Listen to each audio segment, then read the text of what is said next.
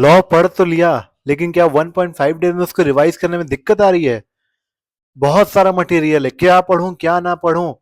तो here is your strategy, जो आपको 1.5 डेज में बता देगा कि क्या पढ़ना चाहिए क्या नहीं पढ़ना चाहिए, किस पे हाई वेटेज है किस पे कम है। ठीक है, तो बिना किसी बकवास के शुरू करते हैं चैप्टर्स। ठीक है, सो यस, कैसा टाइम टेबल होना चाहिए? सो देखिए, 7 बजे से देखो, आप आओगे पेपर देके 5 बजे, ठीक है, आराम से मस्त 2 घंटा चिल करो। ठीक है, भूल जाओ जो हुआ। आपका नेक्स्ट पेपर है। देखो, इन एग्जाम में पास करने के लिए आपको भूल जाना होता है जो आपने पेपर दिया। ठीक है, पेपर अपने दोस्त को दे दो या साइड रख दो कहीं पे जो हुआ।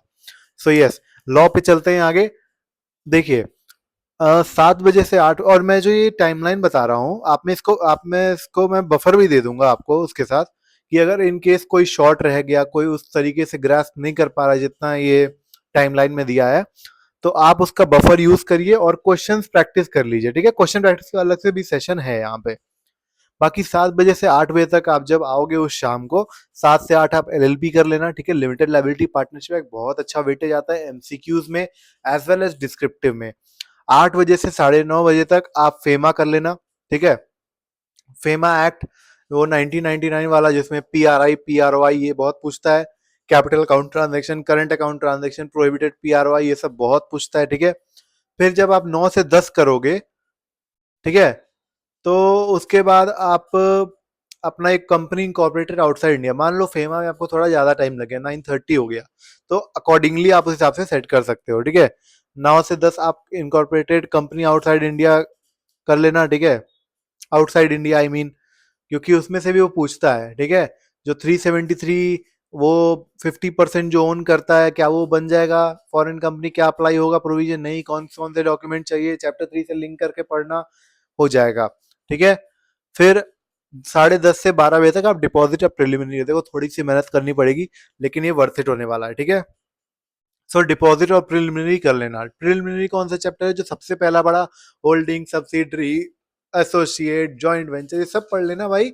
बहुत नाम मात्र चैप्टर है, आपका 15 से 20 मिनट, आधे घंटे में मैक्सिमम हो जाएगा। ठीक है, और डिपॉजिट जो है, डिपॉजिट देखो बहुत अच्छा वेटेज आता है। सर कौन सी चीजों को डिपॉजिट बोलते हैं, कौन सी को नहीं बोलते हैं, क्या रेट लगेगा, ये बहुत इंपॉर्टेंट चैप्टर है। आईसीआई इस पे अच्छा खासा वेटेज देती है। ठीक है, इसको छोड़ के मत जाना। अब आते हैं अगले दिन पे। देखो, आपने बहुत अच्छा पोर्शन कवर कर लिया उस शाम को। ठीक है, तो वो शाम बहुत क्रूशियल होगी। ठीक है, अब अगला चलते हैं कि 7 बजे से 9:30 बजे तक क्या करें।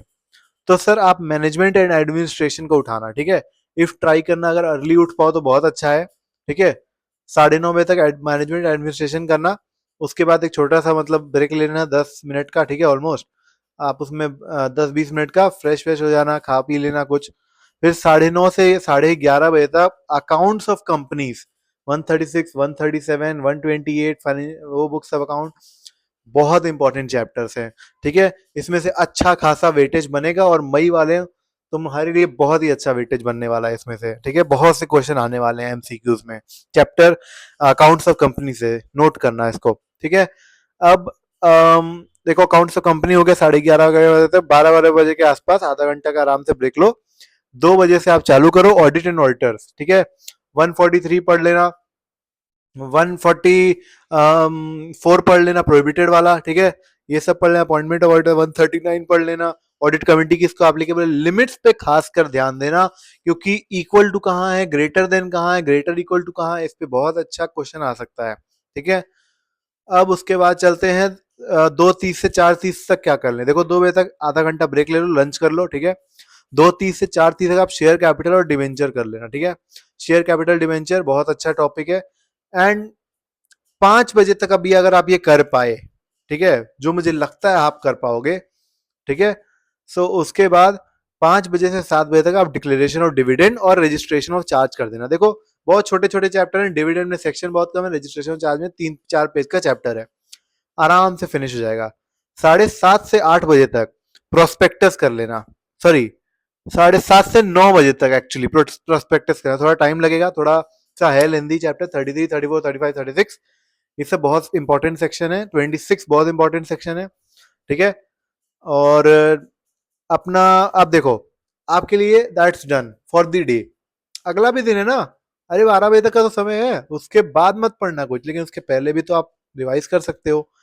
मैंने बहुत सोच समझ के जीसी और आईओएस को अभी तक छोड़ा है, ठीक है, अगले दिन के लिए कंप्लीट कर लेना। और हाँ, कोई भी, मैं मानता हूँ मैनेजमेंट एडमिनिस्ट्रेशन थोड़ा सा खिंच सकता है, वो थोड़ा लंबा है, उसके क्वेश्चंस एंड ऑल थोड़े लंबे हैं, बट डोंट वरी, मैंने क्वेश्चंस के लिए एक अलग से भी टाइम दिया है, उसमें भी आप मैनेज करना कि कुछ क्वेश्चंस आप कर सको, ठीक है।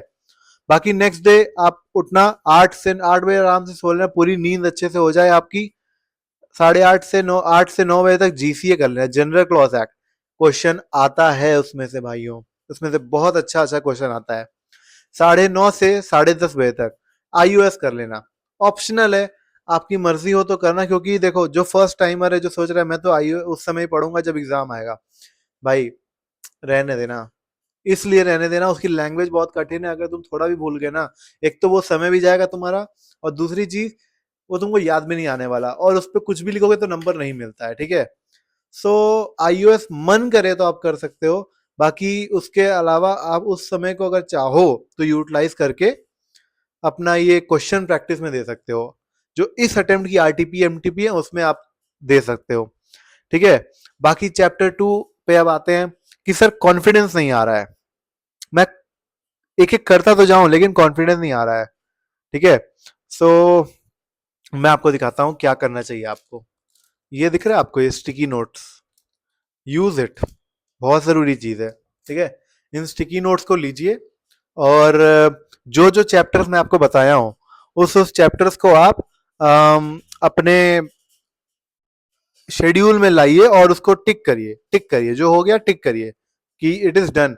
जब आप टिक करोगे ना आपको खुद लगेगा यार मैंने ये चैप्टर कर लिया, अब मेरे को एग्जाम में आएगा। और डोंट वरी, एग्जाम में याद आएगा ही आएगा, इतना पढ़ा है आपने कैसे नहीं आएगा भाई, ठीक है। अब चैप्टर 3 पे आते हैं कि सर कंसाइज स्टडी मटेरियल रखना बहुत जरूरी है। देखो इस टाइम पे ना आपको सब कुछ नहीं पढ़ सकते हो, ठीक है, टू बी वेरी ऑनेस्ट, सब कुछ नहीं पढ़ सकते, कंसाइज मटेरियल को रेडी रखना, नोट्स लिखना, ठीक है। शुभम सिंगल सर, जिनसे मैंने भी क्लास की थी, ठीक है, वो रिवीजन ऑडियोज भी प्रोवाइड करते हैं, फेमा को आप कवर कर सकते हो उससे, बहुत अच्छा सुन सकते हो उससे। और चैप्टर 4 कंक्लूजन सर, भाई डरो मत, हर बच्चा जो पास हुआ है वो उसी प्रोसेस से होके गुजरा है, उसका भी रिजल्ट आया है एंड वो भी पास हुआ है, तो अल्टीमेटली प्रोसेस वही है, जस्ट वही है कि आपको बस हिम्मत दिखानी, करेज दिखाओ, एंड ट्रस्ट भी हो जाएगा, क्लियर जरूर से हो जाएगा, क्योंकि आपने बहुत मेहनत की है, ठीक है। सो थैंक यू, यही था वीडियो के लिए, पसंद आया तो लाइक करें, शेयर करें और सब्सक्राइब कर दें। टिल देन मिलते हैं अगले वीडियो में, बाय बाय।